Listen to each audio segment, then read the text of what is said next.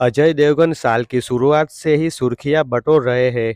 इस साल उनकी 3 फिल्में आ चुकी है। वही एक पिक्चर जल्द रिलीज होने वाली है। सिंघम अगेन को लेकर तगड़ा बज़ बना है। अजय देवगन के लिए साल 2024 कुछ खास नहीं रहा।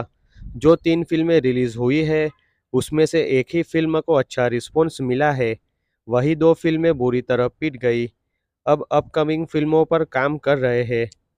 यह पहली बार नहीं है जब अजय देवगन को बैक टू बैक फ्लॉप फिल्मों के चलते परेशान होना पड़ा हो।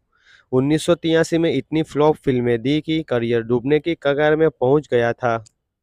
1994 में अजय देवगन के हाथ ऐसी फिल्म लगी जिसने मेकर्स को मालामाल कर दिया था। वो फिल्म थी दिलवाले।